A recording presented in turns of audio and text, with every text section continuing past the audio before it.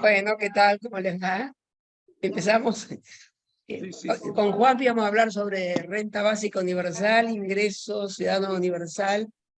Rebota, Pancho. Ahora sí no. El salario básico. Baja el audio. Hola, ¿ahora estamos? Sí. El salario básico universal.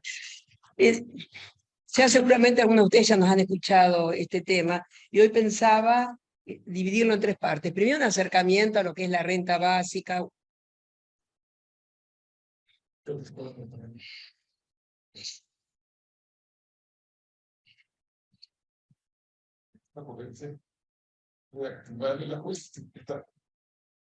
¿Estamos? Bueno, ahora sí. Una aproximación al tema de lo que es la renta básica, ¿no? Conceptual. En segunda instancia, hablar un poco sobre el núcleo duro de la crítica a la renta básica, que es el tema del financiamiento, que acá tenemos a un eximio tributarista. El financiamiento, que es ¿no? O sea, los esfuerzos fiscales, el cambio de las matrices tributarias, que más allá de que para aplicación de la renta básica, la verdad que nuestros sistemas impositivos son bastante conservadores y retrógrados, ¿no? Habría que cambiar un poco. No quiero adelantarme, pero habría que cambiar un poco. Ahí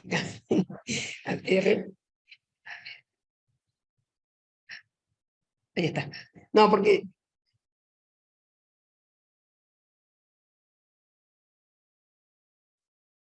perdón, Pancho, baja el volumen.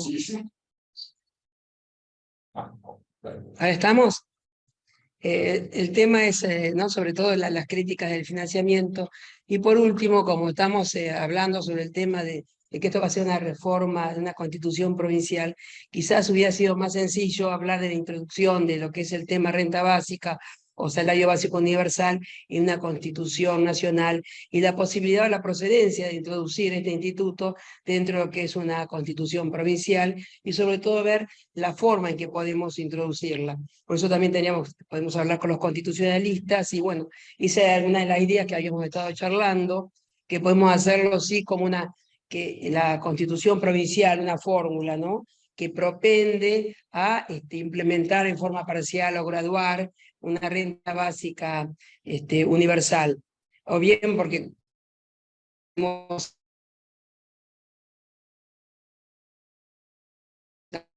también reafirmar en la Constitución. O sea, son ideas, fórmulas que uno puede hablar de fórmulas que dan un jurídico primigenio a la humana, y por lo cual para resguardar la vida humana es necesaria tener un sostén material mínimo. Y entonces, como la Constitución provincial y los derechos humanos guardan la vida, que es básica, universal. Y bien podría ser provincialmente, que ayer lo hablábamos con Juan, si la provincia de Santa Fe, una provincia rica, ¿no? Vamos a ver si podría tener capacidad como para implementarla. Y mucha confusión acerca de lo que es la renta básica y este concepto de universalidad. Y yo a veces una universalidad fragmentada, que suena como si fuera un oxímoron, ¿no? Por lo menos acercar a los grupos más favorecidos y más vulnerables. Entonces, ese financiamiento, ¿cómo lo introducimos en la provincia de Santa Fe? Y bueno, pues tuvimos en el año 62 una constitución, y antes del 21 una constitución que fue, la verdad, muy, muy progresista, y si incluimos este instituto dentro de nuestra constitución, quizás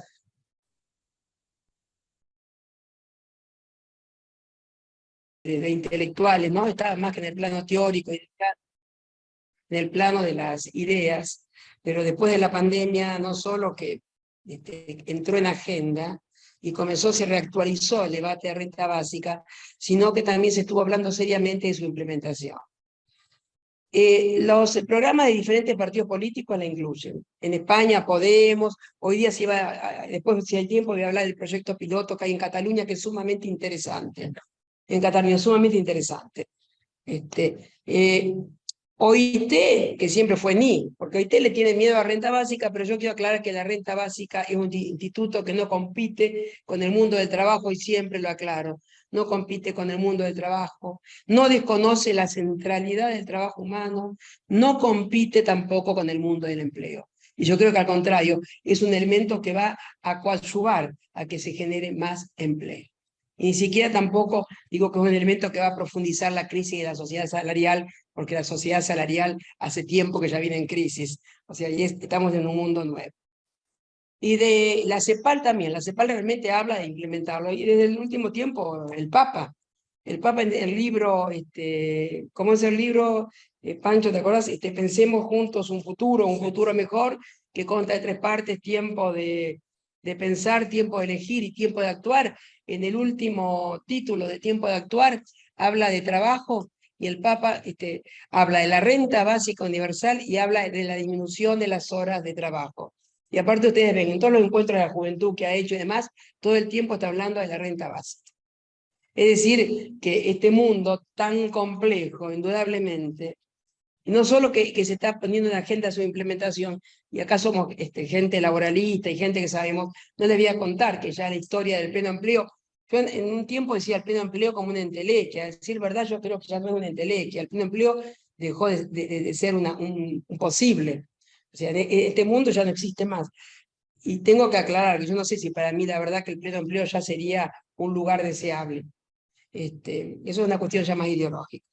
Pero en este mundo donde tenemos, no sé los números, pero debe haber un 60% de trabajo informal. Ahora vamos a verlo con Juanpi. El trabajo asalariado debe ser un 40%, ¿no? Nosotros nos habíamos formado en un derecho del trabajo, Pancho, y hasta hace 2 décadas, los laboralistas, teníamos una mirada, siempre digo, muy escueta, muy reducida, porque para nosotros trabajo, homologábamos trabajo con empleo. Para nosotros el trabajo era eso. Era un mundo terrible que quedaba afuera. Hoy día realmente es imposible. O sea, ya el trabajo, sabemos que el trabajo muchísimo más, mucho más que empleo. Y hay una, estructuralmente ya hay una fragmentación del trabajo. O sea, estructuralmente el trabajo ya no es más, no hay una homogeneidad.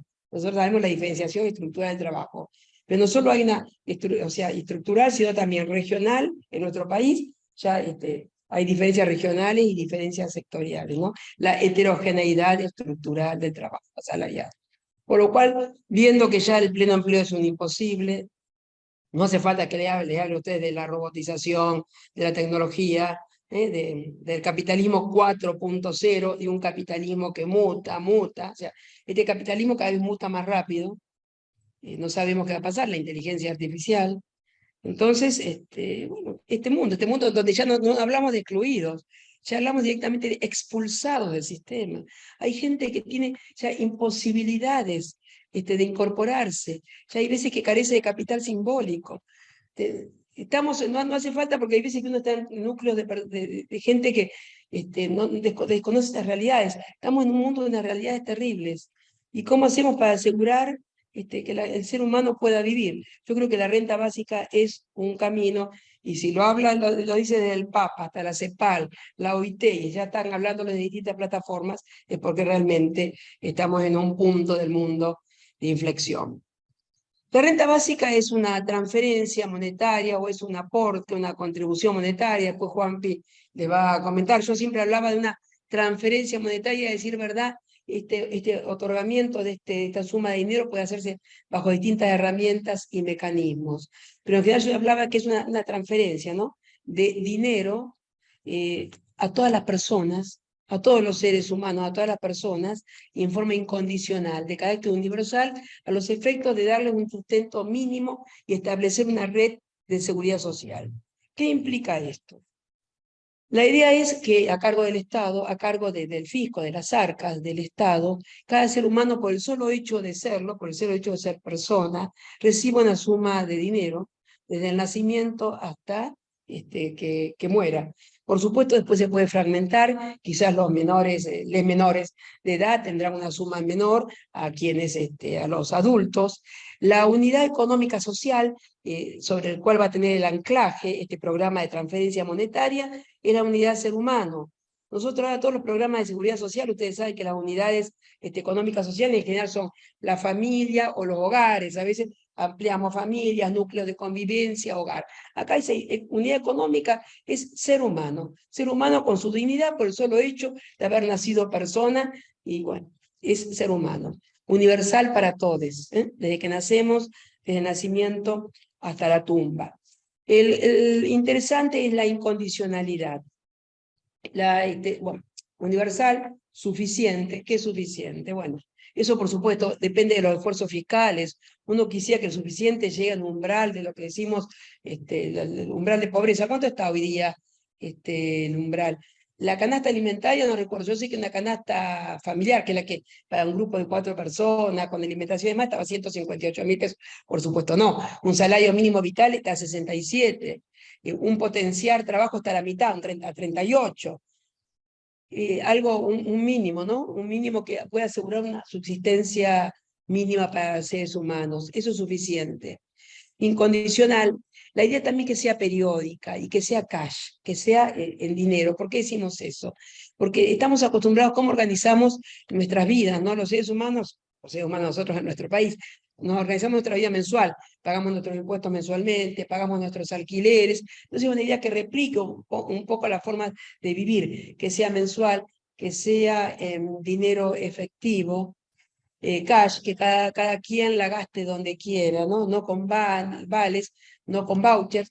Si bien ahora, cuando termine con esto, voy a contarles una experiencia mínima que hay en Brasil, en una ciudad de 125.000 habitantes, que sí, es con un sistema de moneda propio, que también es interesante esa experiencia.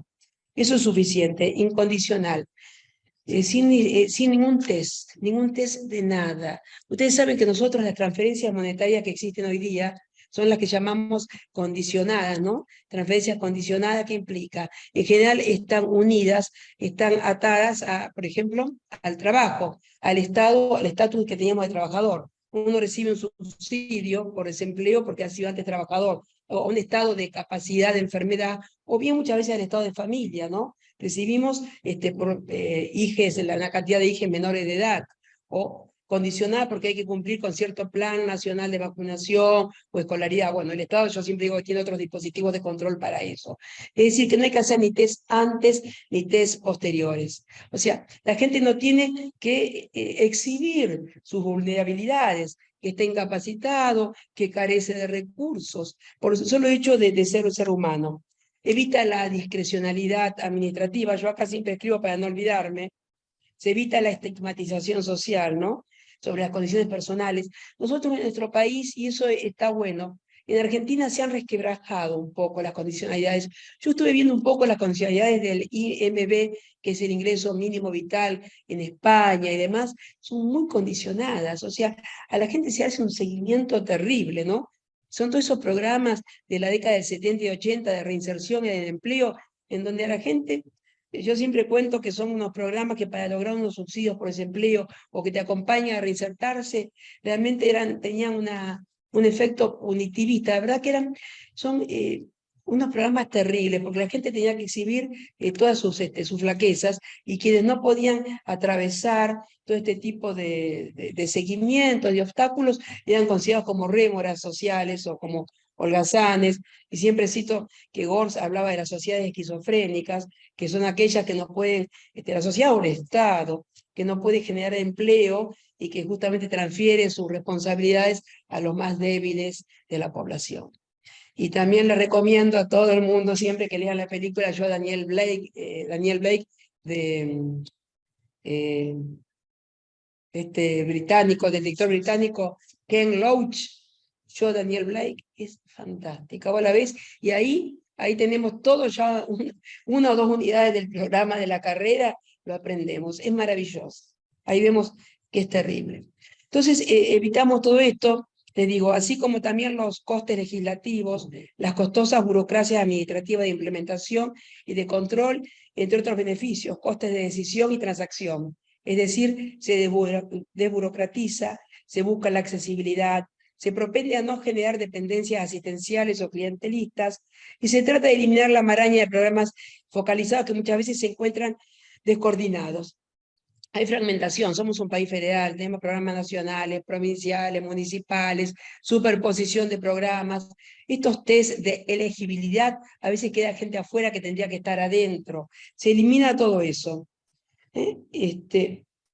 Y bueno, entonces, eso ¿por qué decimos que tiene que ser incondicional?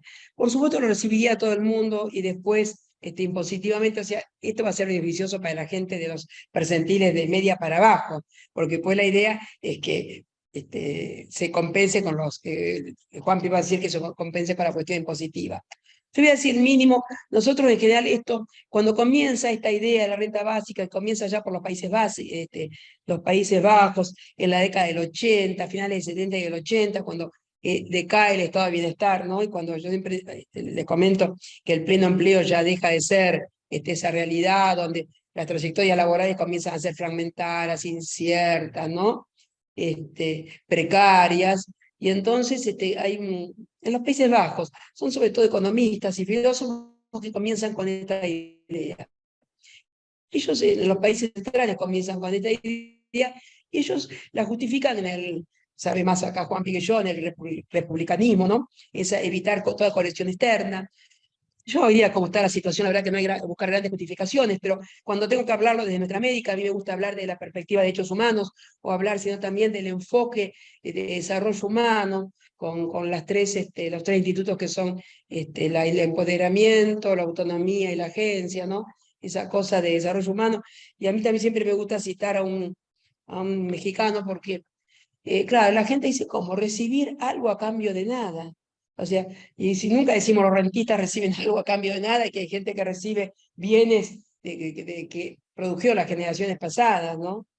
Yo siempre cuento que una vez hice, ahora esto, bueno, lo cuento en la clase, pero no en estas charlas, que hice un curso anti-slavery, anti-esclavitud de la universidad por Zoom, en la Universidad de Nottingham. Y quedé totalmente estupefacta con los británicos, qué seguimiento que hacen. Primeramente, cuando está todo el movimiento antiesclavitud que comienza en la década, en el siglo XVIII, 1700, ellos llevan ya un registro de cada reunión en cada ciudad y quién hablaba, o sea, quiénes eran los que propugnaban este movimiento antiesclavitud. Cuando se liberan los esclavos, yo no sabía, la verdad que era ignorancia de mi parte, que se indemniza a los propietarios, porque eran una cosa y un patrimonio. Y lo que hicieron los ingleses, tienen el detalle de cómo se indemnizó a cada familia, el monto que se le dio por cada persona, cada esclavo, cada persona cosificada, cada ser humano que haya considerado cosa.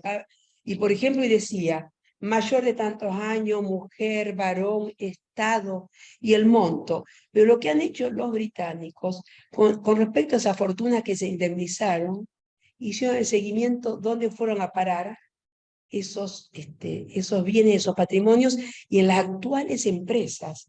Es increíble, yo no podía creerlo, que han hecho, mirá, compañero de la FIP, hay un seguimiento, suponete, no sé, la estándar, no sé cuánto, y se van formando los capitales de los patrimonios, de la indemnización de los esclavos. O sea que nosotros, y las patentes y el trabajo humano, o sea que hay algunos que han acumulado gracias al trabajo esclavo de otras generaciones. En Francia igual. La que le cobra por liberado y de clase, sí, la revolución haitiana. Entonces, eso fue muy importante. Tiene un capítulo Piketty. Piketty, de eso, Piketty. No, la preocupa de ver cómo. Claro, no, pero aparte de las bibliotecas que tienen, yo cuando vi ahora han hecho digitalizado todo, vos quedás anonadado, estos tipos, claro, era un imperio terrible. Pero bueno, y aparte también cuando uno dice, yo siempre les digo, no hablen cuando dicen planeros, no hay que hablar, no hay que decir planeros, porque uno en el imaginario social instala la idea de que el planero que no quiere trabajar, son cuestiones, hay que erradicar todas esas cosas de nuestro lenguaje. Y aparte yo le decía que me gustaba citar a este mexicano, porque la gente siempre dice, él habla de la antropología del pobre y la pobreza, porque subyace la idea de que el pobre no puede acumular ni capital simbólico ni capital social. O sea, tenemos esa visión. O sea, hay que sacar todo esto. Con una renta básica somos todos iguales.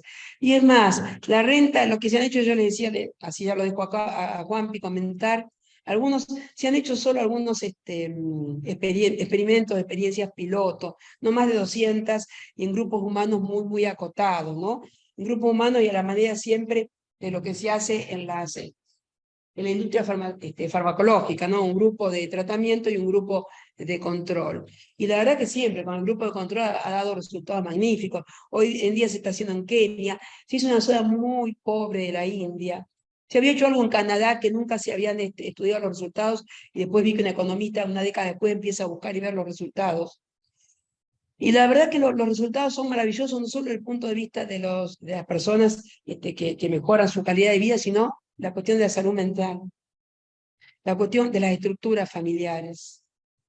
O sea, hay una repercusión increíble en la integración vecinal social.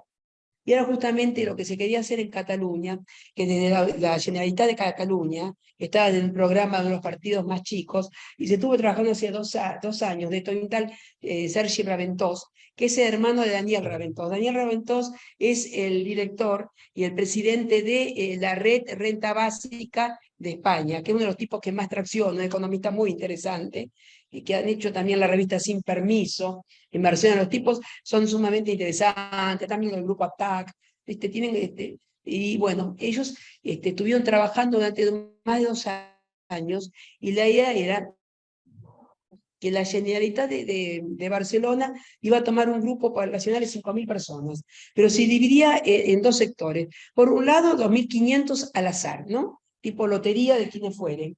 Y por el otro, pequeñas ciudades, pequeños pueblos de 1.000 habitantes. Por lo cual, el estudio que iba a ser después comparativo era comparar, o sea, el grupo de control y el grupo de tratamiento. Con el grupo de control era con el pueblo al cual no se le había aplicado, no se le había dado la renta básica, con el que sí se le había dado. Y por ejemplo decía que en algunos lugares, no solo que no habían aumentado las horas de trabajo de las personas, con una renta básica la gente tenía más horas de trabajo diarias.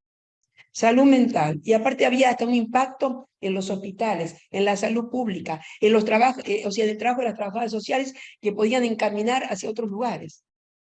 Ellos están hablando, la Generalitat estaban de 700 a 800 euros por persona, eso lo ponía el patrimonio. Hace 15 días se votó el presupuesto y lo bajaron. Ahora están haciendo nuevamente movimiento. Ahí, justo ayer escuchaba, no inclusión, se les armó un lío bárbaro porque hace 2 años y medio que están trabajando y no la inclusión en el presupuesto. Pero son programas pilotos interesantísimos, ¿no? Cómo cambia ellos también lo que quieren hacer, todo un cotejo no solo individual, sino la estructura familiar. ¿Cómo implica eso? ¿Vos te imaginás? Vos tenés una estructura de 4 personas y lo mismo, pero el efecto de trabajo nos levanta los salarios. Vos no vas a trabajar a cualquier precio de nada. Y si no querés trabajar. Y aparte también esa idea que es una cuestión filosófica, ideológica, de que el trabajo dignifica. Bueno, a lo mejor podés dignificarte con el trabajo voluntario, podés dignificarte, o sea, te ganás como el pan con el sudor de tu frente. Bueno, podemos hacer otro tipo de cosas, trabajo artístico, comunitario, contemplar, bueno, somos seres humanos. O sea, todo esto es lo filosófico, pero acá dejo, porque ahora lo dejo a Juanpi. Eso, porque bueno, ahora viene el importante. Y viene el importante que es el Juanpi. Juanpi.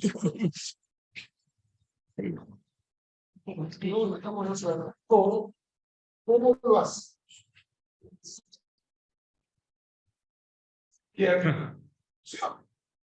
Bueno, saludo a todos. ¿Cómo les va? A todos y todas. Yo no estoy tan deconstruido como mi compañera Marta. Me cuesta todavía el decorrido del TODES, pero saben que ideológicamente concuerdo, ¿no? Pero bueno, obviamente siempre Martita filosofa y me deja la cuestión de la plata a mí. Eso la deja, cree que es libre de cargo y culpa, pero no es así. Sin embargo, en el marco de este proyecto, lo que venimos hablando con Marta es que, hablando de una norma constitucional y justamente la necesidad del reconocimiento dentro de una Carta de Derechos Fundamentales, una posible reforma constitucional, la buena noticia es que no debemos ser tan específicos en la fuente de financiamiento. ¿Por qué? Porque históricamente el problema de la fuente de financiamiento tiene que ser un problema de la gestión gubernamental, no de la Carta de Derechos. Entonces, simplemente lo que hacemos en este capítulo es clarificar los conceptos de la renta básica universal, justamente de la nota de universalidad, porque de esa conceptualización pueden salir varias estrategias de financiamiento. Por ejemplo, esto, digamos, para ser claros y concisos. Tenemos hoy un programa universal que es abocado a transferencias con relación a la niñez, ¿sí? Nosotros, si se los digo, les hablo de asignación universal por hijo, todos saben a esta altura qué es, pero espere, no, déjenme, escúcheme. Sin embargo, si nosotros tomamos conceptualmente las transferencias a la niñez, no tenemos la misma política de transferencias, ¿sí?, para todos los casos. Hay una segmentación en 3 partes. Si se los digo de esta forma, ustedes dicen, ¿y dónde está eso? Bueno, vamos a ser más claros. Si digamos, los integrantes de un núcleo familiar están fuera del circuito de trabajo, del trabajo formal, reciben la asignación universal por hijo, ¿no? Si ese mismo núcleo familiar recibe trabajo formal, recibe el instituto de el salario, ¿sí? Entonces, esa misma transferencia se realiza bajo otro concepto. Pero si la persona tiene altos ingresos, por ejemplo, y presenta declaración jurada de impuestos a las ganancias, recibe la deducción por hijos, que en realidad no es una transferencia, sino que es un gasto tributario. Pero bajo el mismo concepto que es el reconocimiento, sobre todo de los hijos como una carga, lamentablemente, es el reconocimiento de los hijos, del derecho de los hijos, del fomento de la niñez, hace que una misma estrategia de reconocimiento de efectivización de un derecho se practique de 3 formas distintas de acuerdo a una segmentación de la población objetivo. Y esto mismo pasa con la renta básica universal.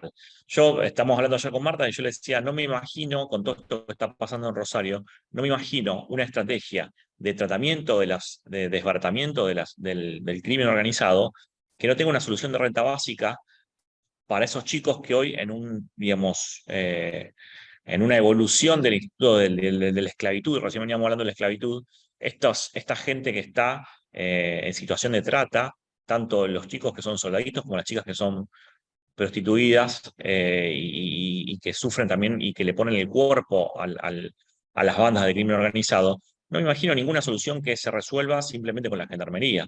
Y no creo que ninguno de nosotros me pueda venir a decir que vamos a hacer como Bukele con las maras. Obviamente ya sabemos que se pueden desarticular estas bandas y que el paso al encarcelamiento de los líderes no es un momento final, sino que es un momento de evolución en la organización, porque, digamos, tienen la paz carcelaria y la utilizan para pergeñar y seguir pergeñando métodos de organización, con lo cual esto, digamos, que hemos visto como el juicio de los monos o el juicio del varado, no es de ningún modo el fin de las organizaciones. Y lo que queda socialmente es una situación de vulnerabilidad extrema y absoluta de los chicos que le ponen el cuerpo a esas organizaciones.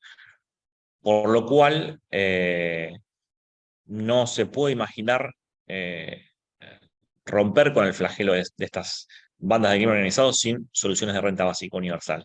Obviamente, la conceptualización que nosotros trabajamos, que es la internacional, que tiene que ver con el hecho de que el concepto de renta básica universal implica una transferencia de dinero y de que las transferencias condicionadas y otros mecanismos son lo que se quiere evitar. No implica que la idealidad del instituto no pueda cumplirse parcialmente o no pueda irse hacia el cumplimiento de esos fines de otra forma, ¿no? Entonces, por ahí me parece que para esta instancia lo que elegimos es una conceptualización clara, que es la que trabaja Marta, y con respecto de las formas de financiamiento, no hay que ser, en ese caso no hay que trabajar en el campo de la posibilidad ni la realidad, sino que existe en términos ideales muchísimas formas de llegar a la implementación de la renta básica universal en el marco de las políticas actuales de gobierno. Y no hay una cuestión de imposibilidad presupuestaria, porque estamos en el medio, digamos, como decía bien Marta, venimos arrastrando programas de fomento que están no solamente en el Ministerio de Desarrollo, sino, por ejemplo, en el Ministerio de Trabajo, con las agencias territoriales, donde hay una serie de políticas superpuestas, también, digamos, quedan superpuestas con algunas políticas provinciales, y que verdaderamente no se han mostrado eficientes y que sí son un gasto fiscal importante, con lo cual es parte de una reformulación y una replanificación de las políticas de transferencias. Así que quedamos abiertos a las preguntas.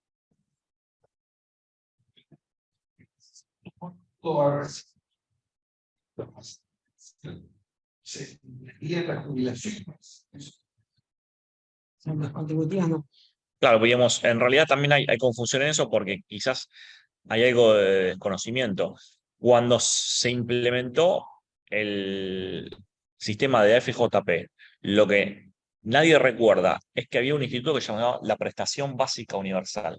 Y el PBU, aún en el régimen de capitalización, siguió estando a cargo del Estado Nacional, con lo cual, en ese, digamos, en ese instituto, que fue quizás el sistema más neoliberal pensado para la prestación jubilatoria, que es el régimen de capitalización, en su implementación práctica en Argentina, existió la prestación básica universal a cargo del Estado. Con lo cual, prestación jubilatoria y renta básica universal no son dos institutos incompatibles. Acá contestaba que hay, en general la renta básica siempre es propugnada desde distintos cursos del ámbito político, ideológico y filosófico, pero quienes lo hacemos desde el ámbito progresista, tenemos tres grandes diferencias. Siempre digo, una de ellas es justamente el financiamiento bueno, que acá Juanpi estuvo explicando. La segunda es el tema que para nosotros la renta básica sería un pilar más del estado de bienestar. Es decir, que no quedan derogadas ni abolidas ninguna de las prestaciones que consideramos que son funciones del Estado, por ejemplo, educación, salud o lo que son las jubilaciones contributivas.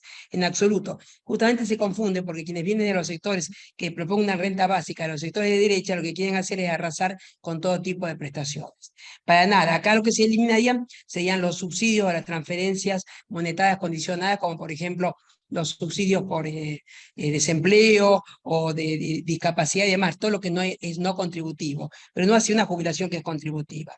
Y bueno, y la tercera diferencia es el rol del Estado. Sí.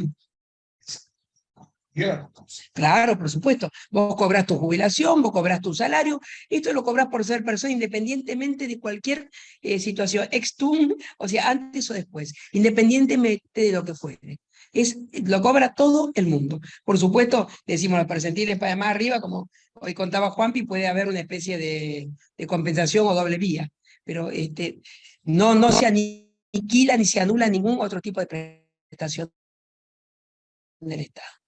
Una pregunta más. Sí. Melo Tribuchat por descriptivo con y ahí aparecen las ideas de simbiogénesis y de ideas que decían que ellos, los que están partidarios de este tipo de limitación, las ideas originales de la Constitución antes de los cambios del siglo XIX, que no pechaba, un sistema que no pechaba tanto bajo, sino que pechaba la renta. Bueno, lo que pasa es que en realidad no tenemos un sistema constitucional moderno reflejado en la Constitución. Básicamente porque el sistema rentístico constitucional fue pensado previo al desarrollo de la agricultura en el país, digamos, y el sistema rentístico Alberdi tenía que ver con un pensamiento que no tiene nada que ver con el sistema tributario moderno, que es, digamos, fundado a partir del año 30 del siglo pasado. Con lo cual, estos principios, digamos, de proporcionalidad, de racionalidad y neutralidad, que son los básicos, en realidad pensados como principios por Smith y Ricardo,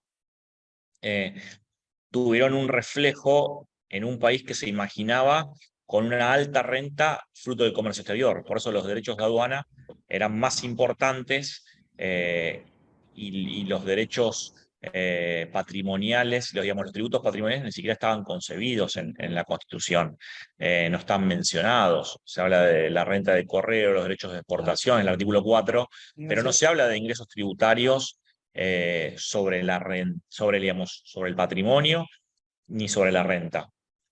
Eso fue una evolución posterior. Está bien, pero digamos, Estaríamos hablando de una reformulación presupuestaria, de alguna forma, porque cuesta tanto, digamos, el tema, por ejemplo, jubilatorio, el tema de los aportes. O sea, es como que siempre están faltando recursos de todos lados y siempre se están moviendo, ¿no? Pero, digamos, está bien que en la Constitución no va a decir de dónde salen los recursos, pero tiene que ser algo que concretamente se pueda concretizar, ¿no? O sea, que se pueda... Viviana, fíjate que en materia previsional, el sistema fue evolucionando. El sistema, digamos, previo a la intervención del Estado moderno, era un sistema de cajas, un sistema donde la seguridad social estaba administrada por la comunidad. Yo siempre en finanzas le digo a los chicos, dígame nombres de hospitales y sanatorios en Rosario, el británico, el italiano, el español, la seguridad social, la salud digamos, y las coberturas ante las contingencias lo daba la comunidad. Luego, obviamente, el Estado moderno construye una caja única de la seguridad social, que en realidad lo que hacía era otorgar la prestación a quienes eran aportantes. Era un sistema donde había el concepto moderno de pleno empleo, entonces vos aportabas y recibías y la relación era activos versus pasivos. Hoy en día, gran parte de la recaudación del impuesto al valor agregado y el impuesto a las ganancias va a financiar el sistema de seguridad social, con lo cual ya rota la relación entre activos y pasivos, todos los miembros de la comunidad sufragan el sistema de la seguridad social. Con lo cual, no hay excusa para sostener un sistema moderno. Es decir, no hay excusa para sostener un sistema donde solamente reciban prestaciones los aportantes, porque ya con el dinero de los aportantes no es suficiente para sostener a la seguridad social. Ese es el que me preocupa a mí, o sea, ¿dónde salen los recursos cuando no se cumplen, digamos, con ya las prestaciones básicas de la seguridad social que existen y donde hasta en hospitales se están comenzando a cobrar muchas cosas para poder tener una atención, ¿no? O sea, hay como una debilidad bastante grande en materia de seguridad social y suena muy interesante la propuesta de que exista una renta, digamos, de estas características, pero es bastante preocupante de dónde puede llegar a salir porque el contribuyente pareciera que ya no puede contribuir más. El Estado, como ustedes dicen, del tema de se harían transferencias, cuando al Estado se le dice, bueno, vamos a transferir los recursos de tal ámbito a tal otro o dentro del mismo ámbito a otra cartera o a otra sección, tan solo de golpe en el camino los recursos ya no están. O sea, ¿cuáles serían Viviana, lo que ocurre es que, mira, el sistema económico actual se argumenta diciendo que es el mayor productor de bienes de la historia universal. Si usted va a cualquier defensor liberal del sistema actual, dice que este sistema es el mayor productor de bienes y es la forma más eficiente que tiene la humanidad en la producción de bienes. Por ejemplo, Argentina tenía un sistema de seguridad social moderno y no tenía el litio, no tenía la extracción de oro como tenemos ahora, no tenía los 50.000 millones de toneladas de exportación.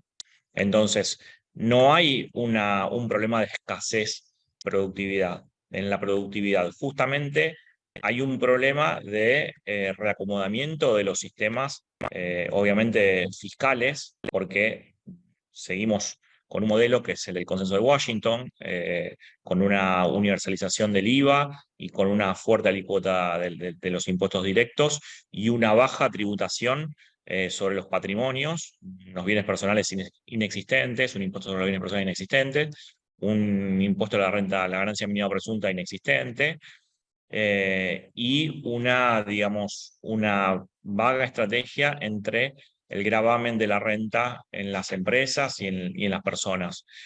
Pero sin embargo, el capitalismo se sigue enunciando como un sistema, como el sistema de la superproducción, y esto de la robotización y de la economía 4.0, parece ser que viene con más productividad. Entonces, si hay mayor productividad, porque hay problema en la recaudación y porque hay problema en el reparto. En realidad, el sistema económico produce y luego reparte. Entonces, no hay problemas de producción, hay problemas en la distribución, y justamente el sistema fiscal tiene que atender a captar los recursos necesarios en el campo de la distribución para cumplir con la Carta Constitucional. Por eso siempre la enunciación de los derechos tiene que venir primero que la estrategia de financiamiento. No, en esa parte estamos de acuerdo.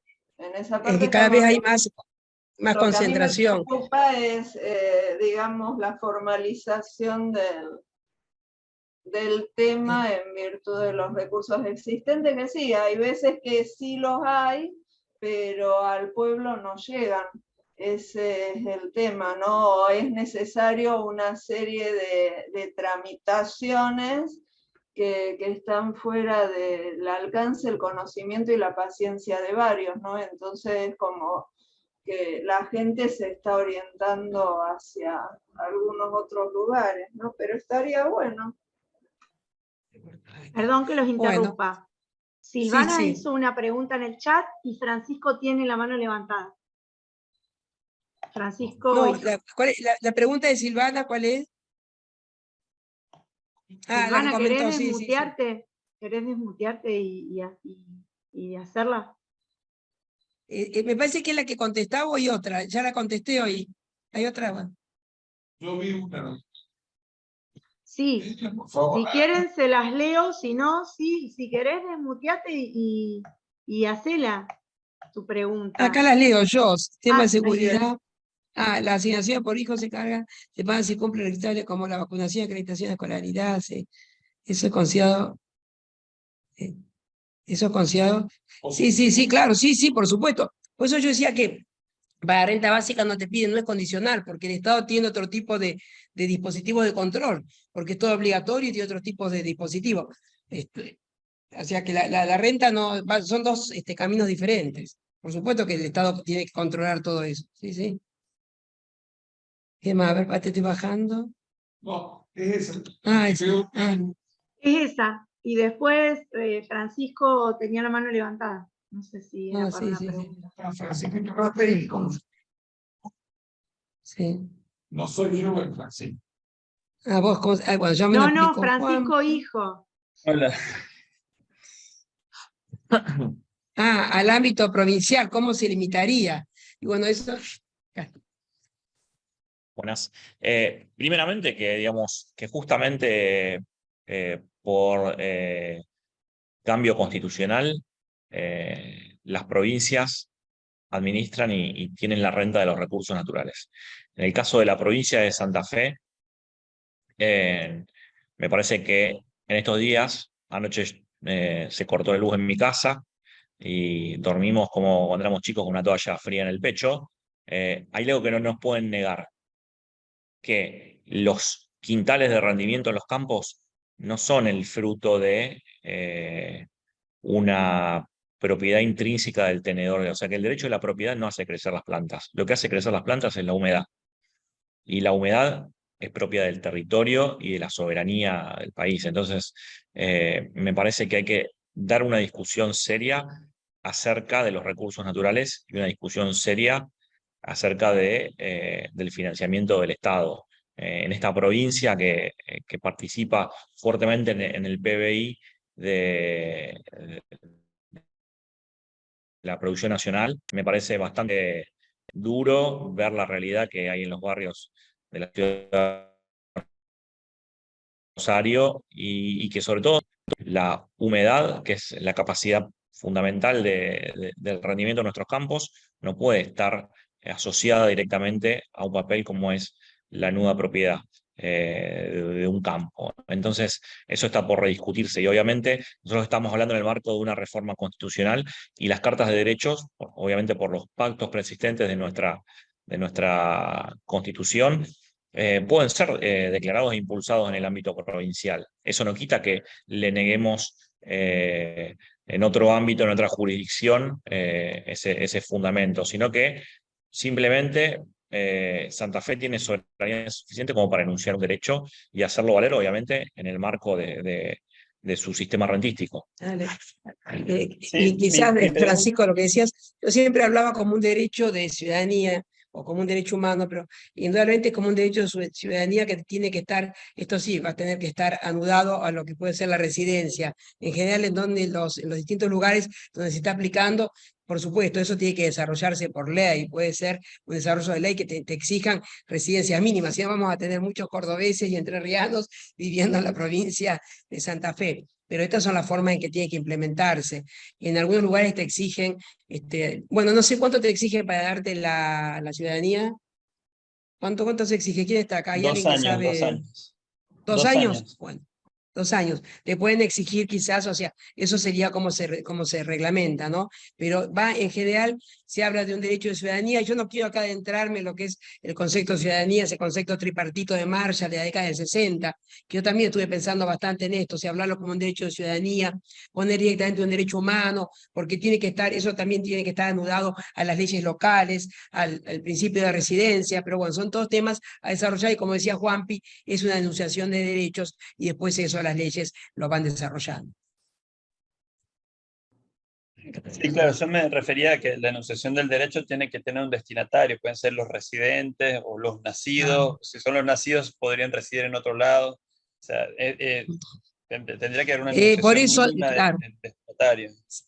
sí, me di cuenta pues, lo que preguntabas, que por eso te digo que en general se pone como un derecho de ciudadanía y en estos planes, estos programas pilotos, se exige una residencia mínima de X cantidad de meses.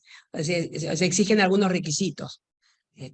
Está como cuando querían implementarlo. Mira, lo que vos decís me hace acordar que era el candidato a ministro de Podemos, de Economía, un tal 10 que dijo, ay, entonces van a venir todos los subsaharianos a vivir a España, pero fue muy peyorativo que fue muy criticado cuando se hablaba de renta básica, y entonces dijo una cosa muy, digamos, desagradable. Pero se van a exigir determinados requisitos, por supuesto. En general, todos estos programas pilotos son con las personas que tienen en su asiento, se han hecho en los núcleos poblacionales muy reducidos, que tienen su asiento en la ciudad o que votan, o sea, ya para votar vos tenés que cumplir determinados requisitos. Bueno, los menores de edad no votan, yo te digo, cierta residencia o que los padres vivan, se busca este tipo de anclaje, ¿no? Sí. O sea, el destinatario sería todo aquel que reside en la provincia. Entonces. Claro. Porque a mí, mira, yo tengo anotado, y ahí de la tercera cosa que tengo, que no lo desarrollé, puse derecho humano, derecho de ciudadanía y residencia. Lo tengo puesto justamente para discutirlo, porque a mí un tema yo siempre lo enunciaba como un derecho humano, pero en general cuando lo han desarrollado ponen como un derecho para personas de los residentes. Habla de residencia, entonces eso está anudado a las leyes locales, que implican la residencia o que implican, eso hay que desarrollarlo, porque no puede ser aquel que entra al territorio en forma inmediata. Yo quisiera que sea como un derecho humano. Cuando lo enuncia uno ya que pide tanto, como que sea un derecho humano, pero indudablemente eso cambia con los recursos de cada país, de cada ciudad, de cada provincia, por lo cual debe cumplirse con determinados requisitos. Para percibir la AUH, los padres tienen que haber residido en el lugar por 6 meses, Juanpi. No sé por Bueno, yo me busqué justamente, como estaba viendo esto, busqué también cómo eran los requisitos para la asignación universal por hijo. Y yo creo que tiene que haber recibido tanto tiempo. O sea que tenemos nosotros antecedentes y te hemos desarrollado esto. Vos para percibir este tipo de... o las prestaciones... Actualmente la provincia tiene un mecanismo cuasi universal, que es la billetera Santa Fe, que es la financiación de 5.000 pesos a todo aquel que tenga un celular inteligente y que se registre en la billetera en la provincia, ¿no? Entonces, habría, Sí, sí, sí, sí. Sí, digamos, eso como no, experiencia, sí. no es exactamente lo mismo, pero como experiencia de distribución cuasi universal está, ¿no? Sí, sí, sí. Pero por eso hay que buscarle determinados requisitos, te digo, y ahí ya voy, Daniel, en los planes, planes, proyectos pilotos, sí, con personas residentes, sí. Sí, Daniel. Sí, perdón, ¿se me Bueno, escucha? la verdad es que Sí, Se acá me- Daniel pregunta. Sí, se te Sí. escucha. Ah, no, yo había puesto en el chat un comentario o consulta. Cuando hablas de la unidad económica social, al Sí, principio cuando hablaba para tener en cuenta, sí. en la Constitución habría que definir bien cuál es el concepto de unidad económica social y cuál sería la base. Vos hablaste también de la familia, los hogares, el ser humano, y ahí mi consideración es que habría que tener cuidado en cuanto a qué conceptos dentro de lo que es una unidad económica social se tienen en cuenta, porque sería para mí más comprensivo hablar de los hogares y no la familia, porque si hablamos de la familia, entramos en las discusiones o corremos el peligro de entrar en las discusiones de qué se considera familia, si la unión convivencial, o sea, toda una cuestión de discusión que tomaría, para cuestionar el tema, podría tomar la derecha sobre todo, ¿no? Y el Entonces, otro, la unidad económica social es persona humana. No, perdón, yo te la había inestable. ¿Me escuchan? Sí, sí. sí, sí se te sí, escucha. Ah, bien. No, no, yo te decía que yo le daba como ejemplo que para otro tipo de transferencias o prestaciones se usaba como unidad económica social en las categorías. Justamente va a hablar, tenés razón, familia, núcleo de convivencia. No, esto, la unidad económica social sobre la cual se encuentra anclada la renta básica universal, es la categoría persona humana, individual, persona humana, desde el nacimiento a la tumba. bueno,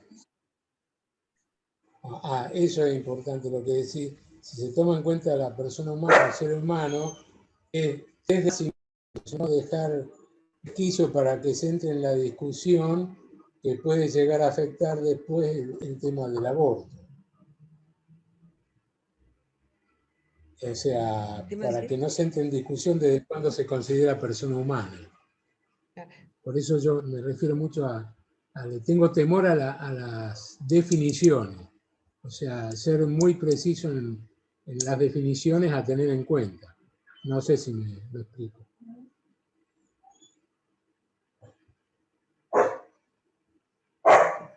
El que ladra el perro, no yo, ¿eh? Claro. Sí, sí. Pancho, ¿ya está? Bueno, la verdad que Esa era mi consulta. la evidencia que ha quedado, yo sinceramente estoy muy contento porque ha habido aportes importantes para Prende el micrófono, Pancho. un tema poco preciosamente por acá. ¿Qué pasa con la producción? ¿Qué pasa con cuánto tiempo tiene que estar resistiendo? Es la primera vez, sinceramente, que veo que hay un debate pensando en la implementación. Y es que hace tiempo que lo venimos viendo con Juapi. Seguimos trabajando, Claro, eso quería. claro. Pues estuvimos trabajando, por eso, Pancho. Y viendo cada parte de cómo es todos estos conceptos, ¿viste? Ciudadanía, cómo se todo. Uno ya tiene que ir a lo finito ahora. Cierto. Bueno, Y después vemos este material lo hay editamos. que editarlo, sí, hay que editarlo. Como será bueno, agradezco. Ojalá que esto sea, yo siempre digo que se pensaba que era una idea de intelectuales trasnochados y hoy día ya estamos hablando acerca de su implementación y siempre digo que el hambre, ¿no? Pensar que hay seres humanos que mueren de hambre es humillante, que nos humilla como seres humanos y nos interpela como categoría viviente, que el hambre no debería existir y que creo que la renta básica es una solución para que no exista el hambre. Y acá está quien va a poner los recursos. Ah, bueno, en esto, digamos, también en derechos que se piensan para, digamos, no pensados ahora no hace 70 años, 80 años, para un contexto actual, donde obviamente los desafíos son otros, donde cualquiera que tenga un hijo en casa, un hijo adolescente, o conviva, vea que los valores y el pensamiento es otro. Obviamente estas nuevas cartas de derechos y esta idea de una renta básica universal no puede ser solamente enunciada a nivel provincial. Nosotros lo hacemos en el marco, obviamente, de este proyecto, pero esto tiene que ver más con un movimiento internacional donde lo que se espera es que cada uno de los institutos que se vienen jugando y cada uno de las experiencias que se vienen teniendo se combinen, porque bueno, yo recordaba algo, lo recordaba Piketty por la cita de Pancho, verdaderamente ya tenemos que empezar a hablar tanto en términos fiscales como en este tipo de políticas de transferencia de estos derechos, de soluciones universales en el sentido de reproducidas por toda la humanidad. Porque obviamente, más allá de que con la reglamentación uno intente evitar los desvíos y lo que fuere, siempre uno queda vulnerable y queda permeable a que los procesos históricos lo pasen por encima. Por eso es una idea, la principal idea que tiene esto es difundirlo a nivel universal y combinar las experiencias para que en un futuro esto sea la realidad de todo el planeta. No sirve que sea una solución parcial, ni siquiera sirve que sea una solución santafesina si en Chaco no se soluciona ningún problema. Tiene que ser una solución difundida. Pues, Bueno, gracias a todos por escucharnos. Gracias.